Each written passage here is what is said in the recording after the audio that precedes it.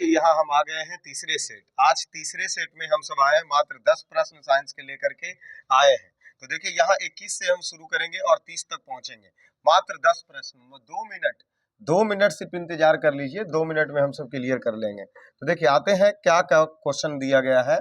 21 number प्रश्न देखिए क्या कह रहा है कि निम्न, क्या प्रश्न दिया सर कि यहाँ देखिए निम्न में से कौन सा तापमान का मात्रक नहीं होता है।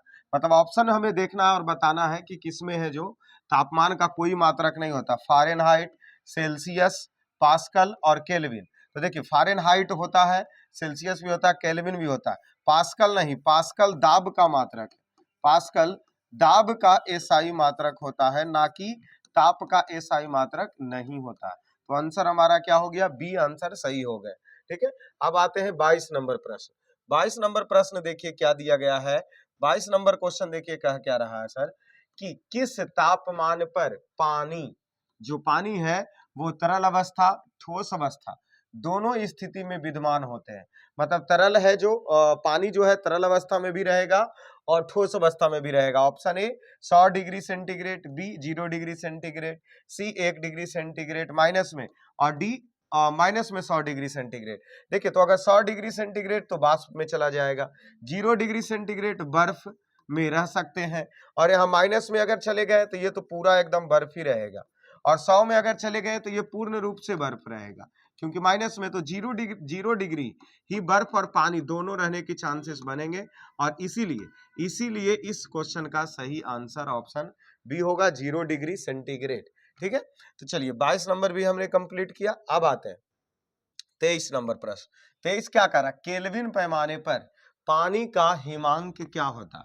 अर्थात केल्विन पैमाने पर जल का हिमांक पूछा है, और आरआरबी एनटीपीसी ये प्रश्न पूछे जा चुके हैं।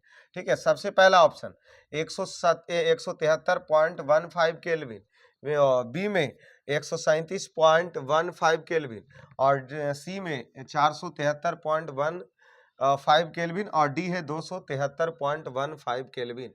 और पानी का हिमांक बिंदु पूछा, अर्थात पानी किस पर, मतलब जो जल है वो उसमें द्रव अवस्था, अर्थात उसकी हिमांक बिंदु जमने की अवस्थाएं क्या होगी, तो केल्विन में क्या हो जाएंगे 273.15, और इसमें दो ऑप्शन एक ही दिया है, बी भी वही है और सी भी वही, डी भी वही है। ठीक है ना, तो मिसफिल्ड हुआ है, सॉरी ये तो 373 है ना, तो ये गलत, डी होगा इसका सही आंसर। क्या हो जाएंगे हम सभी लोगों का 23 नंबर का डी इसका सही आंसर होगा। ठीक है ना, क्योंकि जमने वाले बिंदु पूछा इसलिए 273। अगर इसका वाष्प वाला पूछता तो सबसे ज्यादा तो 373 होता, बट इस प्रश्न का आंसर क्या हो जाएंगे, डी नंबर हो जाएंगे। उसके बाद आते हैं 24 नंबर। 24 नंबर प्रश्न देखिए, बर्फ का गलनांक बिंदु क्या है, बर्फ का गलनांक बिंदु क्या है, तो 273 के, या सी में दिया -273 के, या बी में दिया है क्या 200 माइनस में 273, तो माइनस वाले के बारे में तो सोचिए ही मत सर। और यहाँ दिया 273 डिग्री सेंटीग्रेड, तो सेंटीग्रेड के बारे में भी मत सोच, 273 सेंटीग्रेड मतलब पानी वाष्प बन के पहले ही उड़ चुका होगा। तो इसका आंसर क्या हो जाएंगे, ऑप्शन ए, तो गलनांक बिंदु 273 केल्विन होगा। ठीक है, उसके बाद आते हैं 25 नंबर।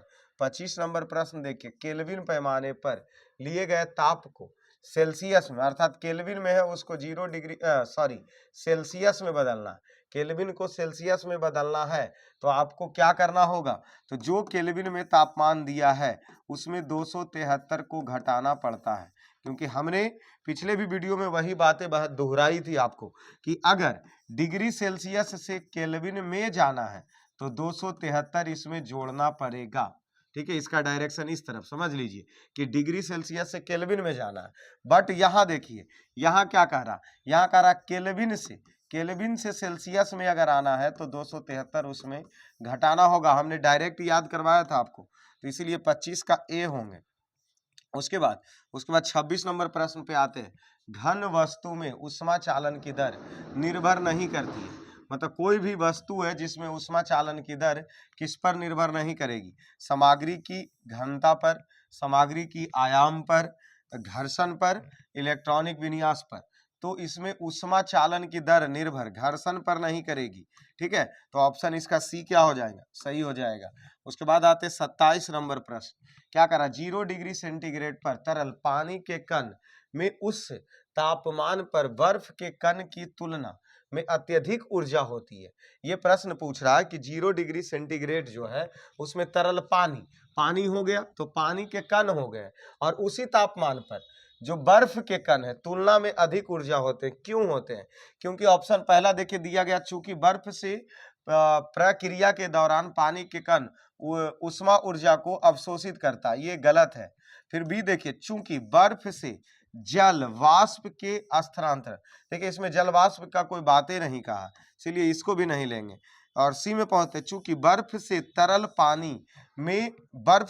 पानी में रूपांतरण की प्रक्रिया के दौरान पानी के कण उष्मा ऊर्जा को विकिरण करता है, ये भी गलत है।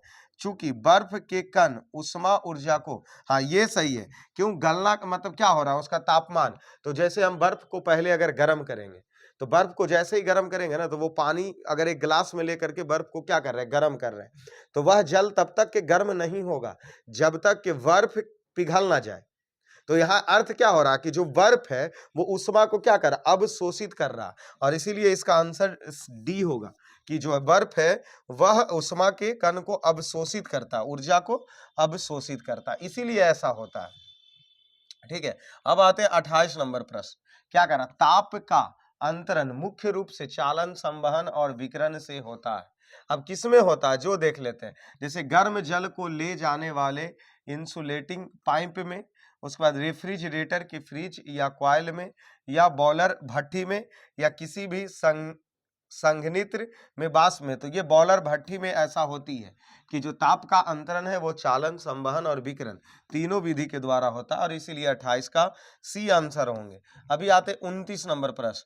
क्या कह रहा, विकिरण द्वारा उष्मा का स्थानांतरण मुख्य रूप से निर्भर होती है, किस पर निर्भर होती है, विकिरण द्वारा पूछ रहा, इसके तापमान पर, पिंड के प्रकृति पर, इसकी पृष्ठ के विस्तृत एवं प्रकार पर, या उपयुक्त में से सभी। जैसे विकिरण मतलब क्या होता है, जैसे विकिरण से ऊर्जा, जैसे देखिए संवहन पानी में हो गया, ठीक है ना। अभी हमारा एक प्रश्न था ना, इसको देखिए, हाँ सॉरी, सही बोल रहे हैं, संवहन पानी में हो गया, चालन ठोस में हो गया, और विकिरण वायु में होता। अब यही चीज कह रहा कि विकिरण द्वारा उष्मा का स्थानांतरण मुख्य रूप से निर्भर करेगा, तापमान अगर ज्यादा होगी तो ज्यादा होगा, ये भी सत्य है। इधर चला गया भाई, हाँ तापमान वाले आंसर होंगे, एक वाला ऑप्शन होगा सही। उसके बाद पिंड के प्रकृति की भी बात सही है कि कौन सी वस्तु का क्या पिंड है, इस पर भी निर्भर करेंगे, इसके पृष्ठ के विस्तार एवं प्रकार पर भी निर्भर करेगा, और इसीलिए इसका आंसर क्या हो जाएंगे, उपयुक्त में से सभी। तो 29 का क्या हो गया, डी हो गया। अब आते हैं 30 नंबर प्रश्न। 30 देखिए क्या कह रहा, पानी का हिमांक बिंदु क्या है, अर्थात पानी जमेगा कौन से बिंदु पर। इसमें हमने अभी पिछले प्रश्न देखा था जिसमें केल्विन में था, बट ये फ़ारेनहाइट में है, तो इसका आंसर 32 डिग्री फ़ारेनहाइट होगा। पानी का हिमांक बिंदु अर्थात जमना, पानी जो जल बर्फ में बदलेगा वो हिमांक बिंदु हुआ, और 32 डिग्री फ़ारेनहाइट। तो ये हमारा आज का 10 प्रश्न जो कंप्लीट करने का प्रयास किया गया बहुत अच्छे तरीके से।